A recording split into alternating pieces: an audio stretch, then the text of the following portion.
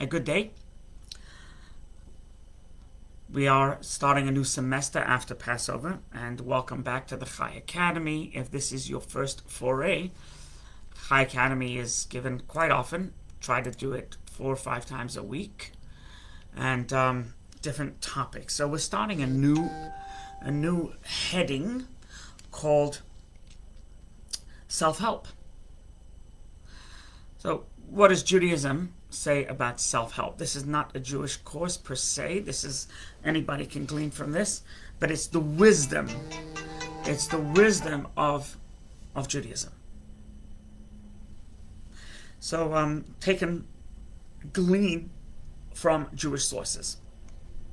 But no matter where you are on the totem pole of faith and Judaism, where you're holding, etc., it is this class could help me.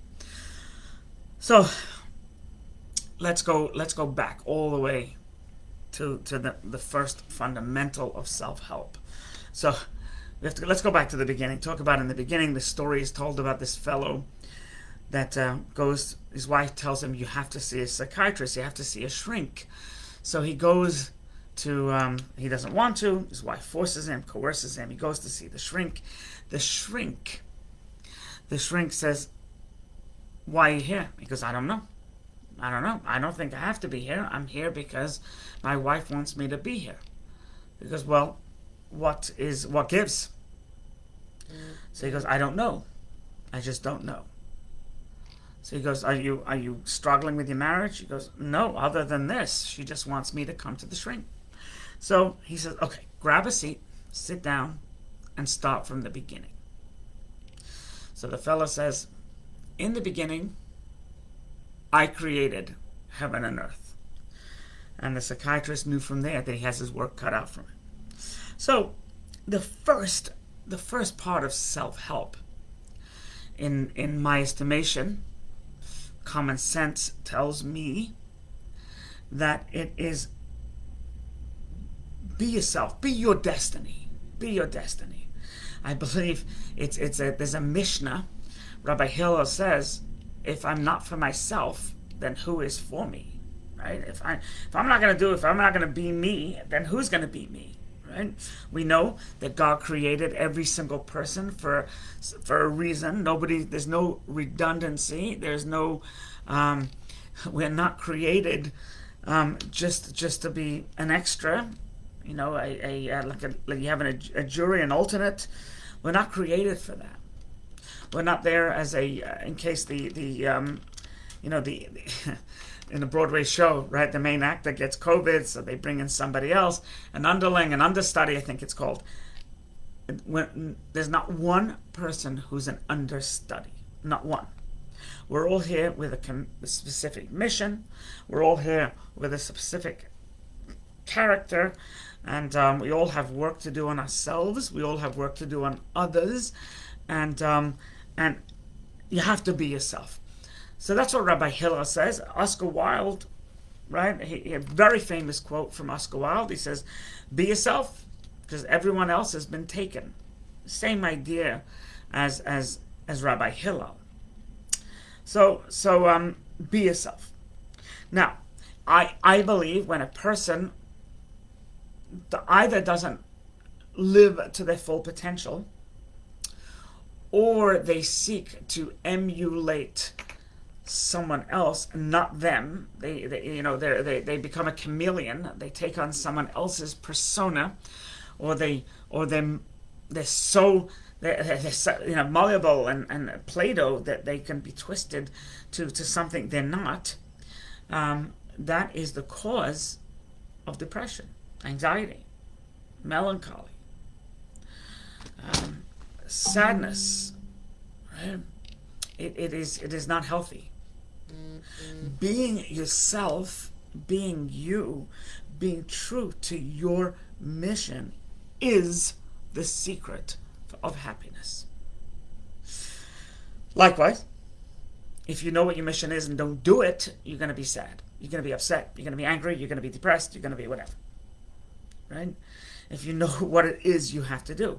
If you don't know what it is you have to do, then obviously you need mentorship and you need to really think it through. And nobody says you have to live life as a continuum of the day before. Sometimes you just gotta break away and stop. So I think this is raw wisdom. So I believe there are 10 steps in how somebody should be themselves, be their destiny, be who they're meant to be. Right? There are 10 steps, and we'll start, and we'll probably be a couple of classes on the Chai Academy to really analyze the how to get there. So let's start. 10 steps. Step number 1: discover who you are. Discover who you are. What's your history? Do you realize what had to happen in order for you to be born and come to this world? Parents, grandparents, great-grandparents, right? So much has happened for you to be here today. There's so much has happened for you and I to talk on this class together, right? There had to be a Facebook made. There had to be a social media. There had to be a camera. There so much happened. But let's not focus on the whole big picture. Focus on yourself. Who are you? Who are your parents? Who are your grandparents? Right? What was their culture? If you're Jewish, were you rooted? Were you then uprooted and then planted again? What is it? Right? What are your traditions? What's your culture? I had a fellow in here yesterday. He's a Sikh, so he came in, nice suit, but with a turban. Not a Muslim. It's a Sikh. Don't confuse the two. And he says he's not a religious man. So I said, so why are you wearing the garb? I mean, this is right. I know secular people don't necessarily wear the yarmulke, right? So why are you wearing the garb? So he said, it's my culture. It's my identity. I'm come from a long line of Sikhs, and therefore it's who I am. And I thought to myself, that is incredible, right? Then he proceeded to tell me a little bit of history about the first Sikh and the third Sikh and and the anniversary of this, anniversary of that, and it was fascinating. It was fascinating to me what he represents, the values, etc. That's the first step. What do you represent? What is your culture, right? And if you're not born Jewish and you have a different background, what is that? What does that look like? What? It's not even what is expected of you, but what makes you tick? What is your DNA? What is it? What is it? Not just to know whether you're a candidate for colitis, but what is it? Right? I think it's the most important thing to know who you really are. Who you really are. So I believe that would be the first step. Discover your history, your personal history. Sometimes it's not that easy. Right? Sometimes it's just not that easy. But we need to give it every effort. And if you don't know the specific stories, then read books on your history. If you're from Poland, read books. If you're from Ukraine, read books. If you're from Spain, if you're a Mendoza or de Vries from the Spanish Inquisition, there's a lot about them. Read up. That would be the first thing. The second thing is, once you know your identity, once you know who you're from, once you know what's expected of you, once you know how you fit into this box Don't limit the box. Don't limit yourself. That's rule number 2, right? Just because you came from South Africa, and just because your father was a dentist and your mother was a dentist and they're Jewish, doesn't mean you have to be a Jewish South African dentist. Don't put yourself, and I think most Jewish South Africans are dentists. But you that's why I bring that up. I don't know if that's true, by the way, but it is harmonize. You could be a nurse. You could be an attorney. You don't have to necessarily be fit into a box. Well, we come from a long line of Harvard medical professionals. You don't have to, but the knowledge is important. The knowledge is vastly important. So don't limit. So discover your history, but don't get limited by it. Number 3, know your strengths. Know your strengths. You know, it's obviously weaknesses. We should know our weaknesses. There's no question. We should know our weaknesses, and we should strive to clean up our ship. Right, our game. If we have a weakness, we should try and correct it, strengthen it. You know, you have a weakness in a muscle, you do some muscle strengthening. You have a weakness in your character, do some strengthening, right? I believe more important than knowing our weakness, know your strengths. Know what you're good at. Know what is it that makes you. Know what you're good at. You know, there's a story told, I believe it's told by the first Chabad Rebbe. He says there was this wagon driver who was built, right? This wagon driver, he had a passenger in the back, and the passenger was this aristocrat, extremely wealthy man with starched clothing, and he was in his jeans and t-shirt, and the wealthy man got out of the wagon for a short time. And while the wealthy man was inside a store or an office building, while he was waiting, taxi waits sometimes, he sees a few policemen come, and they rough handle a couple of teenagers, innocent teenagers, and they're rough handling them, and they handcuff them, and they're pushing them to the floor. So he comes over and he starts taking these cops to task. He pushes them away and he says, "Leave them alone. You're bullying them." They said so the cops say they owe a lot of money. They stole a lot of money, and the only way we want to arrest them is if they have money. He goes, "Oh yeah, you want to arrest them because I'm going to beat you." They said, "It's not going to stop the arrest. Okay, you beat us, we'll send reinforcements, and we'll come with 30 people. You're not going to be able to beat 30 people." So he goes, "I have the strength, but I don't have the money." And he walked away. While he was talking to the cops, the wealthy man came out, and he sees that a wagon is stuck in the mud as he walked out of his office, as he walked out of the building. So he's not a strong man, he's a wealthy man. So he starts to help the wagon driver push. He gets himself filthy. His starched shirts are no longer starched. And the wagon driver says, "We need somebody strong." He goes, "I have all the money, but I don't have the strength."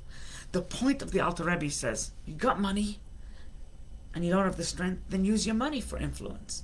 You got the strength, you don't have your money, then use your strength. And strength doesn't only have to be powerful strength, and money doesn't have to be limited to money. You got your good qualities, you got your strong points, use them. Know them. Know what you're good at. If you're a good orator, then speak more. If you're a good writer, then write more. If you're a kind person, then volunteer. If you're a patient person, then teach patience. If you're artistic, it would be shame for the world not to see your talent. If you're a singer, sing. If you're a painter, paint. If you're a builder, build.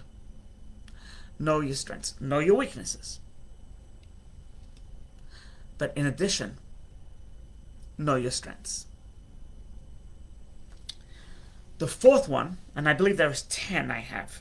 The fourth one is do not let others determine your value. Right? We think that our friends, right, reflect who you are. Right? We think it's okay. We hang out with these type of people, so this is who we are. Do you know the opposite is true? Right? We become who we are based on our friends. So don't let somebody change your values. Don't let somebody change who you are. Be yourself. And the way I see it, there's 3 types of friends. Right? And we have to have friends. It's clear we have to have friends.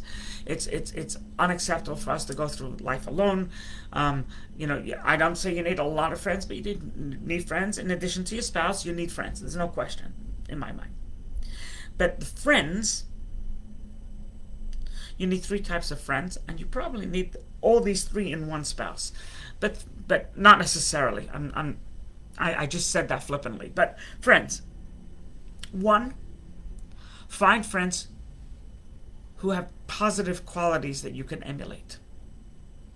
They're a little above you.